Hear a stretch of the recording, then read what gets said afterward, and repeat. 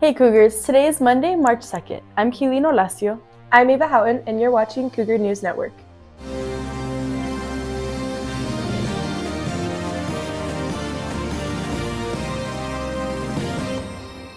One of Franklin's main priorities is to keep students safe while on campus. It's a hard job that requires a lot of attention and practice. We followed our security guards around to see what they do in a day. Franklin Security has one of the most challenging jobs on campus. Their days are jam-packed with constant tasks that keep students and staff safe. We have 5 amazing security guards that are in rotation for these tasks. We rotate between crosswalk, magnet, main, just making sure the doors are secure and everyone's doing what they're supposed to be doing. Our amazing security guard, Kenna, shared what her days usually consist of. Patrolling the hallways, making sure kids are in class, and making sure doors are secure. Although their job may be busy, the security guard shared that the students are actually their favorite part of it. Gossip. Get all the gossip from you guys. Our security guard, Kenna, also shared why she enjoys being a security. I like to help kids. I like to be there for kids. I like to be a safe place for kids to be able to go to. However, with great jobs also come some challenges. Stopping fights. That's the hardest part. Just stopping fights. And yeah, that's about it. When we have to get involved in fights. Roy also shared some things that students can do to help keep our campus safe. Wear your ID cards, go back to class, and get off the phones. Our security guard shared that there is always a need for more security in our campus. Almost 3,000 students here, and there's only 5 of us to patrol everything. We continue to thank the security team for their efforts to keep our campus a safe place while also creating a positive environment for the students. Across the country, many students are walking out of classrooms and gathering on campuses to protest U.S. immigration and customs enforcement, also known as ICE. Several of these protests have happened here in El Paso and including right here at Franklin High School. Many students walked out of their classes just before lunch on Friday, January 30th, for the planned protest. Students walked down Wrestler Street and Red Road, many holding signs and chanting in support of immigrant communities. One student shares her thoughts on why she decided to peacefully participate in the protest. I think this is important because a lot of people in our community, especially here in Western United States, they're being taken away. And I think that no one should be illegal because we were all born into this earth. While school administrators aren't against students' rights to free expression, they are concerned about the safety of students. Franklin is responsible for students during school hours, so if a student leaves class to protest, they will face consequences. If they leave campus to protest or if they go outside to protest, it's a truancy issue. It's them leaving class without permission. It's not so much because they're doing the protest, but it's because they're leaving class without permission. So it'll be typical discipline for truancy, which would be depending on the student's history, it could be something as minor as ISS or it could escalate. The Texas Education Agency warns school districts that they could be taken over by the state if they help facilitate students walking out of class to attend protests.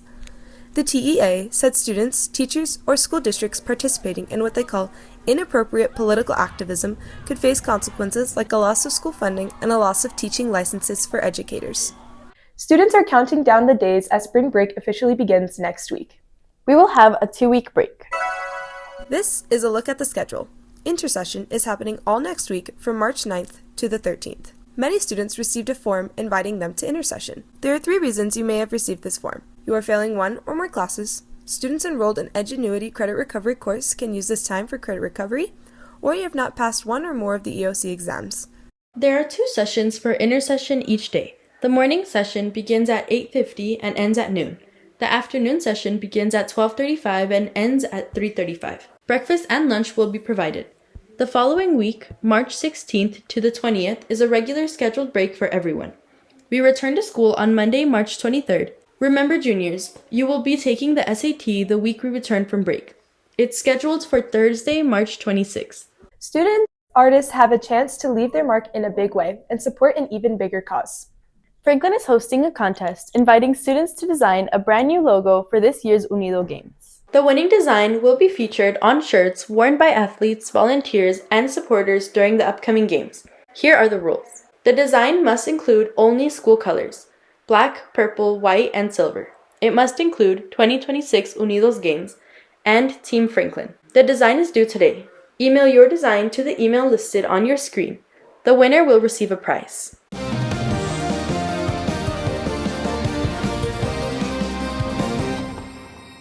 Hey Cougars, I'm Alana Wetton, and here's a look at your Franklin sports. The Franklin wrestling boys and girls team have had another great season, with several wrestlers advancing to the state competition.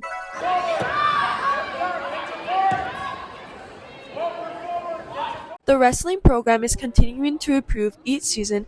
Athletes share how they've seen improvements in the team and in themselves. This season, I've gained a lot of trust between my teammates. I've been helped out a lot with my teammates, and they've helped me gone through a bunch of hardships. I feel like I bonded more with my teammates than past years, so I guess that. I'd say this year I've gotten more technical and more smart with what I do rather than just going out there and doing whatever. The coaches and athletes share why they believe off-season is an important factor for a successful season. We had a good season, but I think it would have been better if we would have been a little bit more productive in our off season. So we have outside of the high school season, which is folk style wrestling, we do what's called freestyle and Greco. It's a little bit different style of wrestling, but it teaches a lot. I worked over the summer a lot for my wrestling, from working out in coaches' garages to doing other club wrestling. So that's how I was able to advance my wrestling techniques. Alexander Tapia shares that regionals was one of his favorite matches and why. This past competition was by far one of my best. Even though I might have lost one of my matches, my third place match was my favorite and my best because it's been my rival since I was a little kid. And this is technically maybe our final time wrestling each other. The wrestling program hopes to achieve a district title next year and will work hard to get more athletes to state. Their great season is just one example of the amazing athletic program here at Franklin, and we congratulate them for their outstanding season. The varsity boys basketball team is nearing the end of its season. Seniors were recognized during the last home game of the season for their hard work and dedication on senior night on Friday, February 13th. Each senior walked down the court lined with cheerleaders alongside their families. Each player was carrying a basket of goodies and balloons. At the end of the line, players were greeted by their coaches and given a framed jersey. After senior night, the Franklin boys basketball team took on the Coronado T-Birds for a district game. After 4 intense quarters, the Cougars beat the T-Birds 52-46 in overtime. The varsity girls basketball team also celebrated their lady seniors during the last home game of the season on Tuesday, February 10th. Before the game, each senior was introduced with their family, honored for their commitment, leadership, and the work put in both on and off the court. They walked down the court with their families as the Franklin cheer team and whole gym cheered them on. Each girl received a framed jersey given to them by their coaches.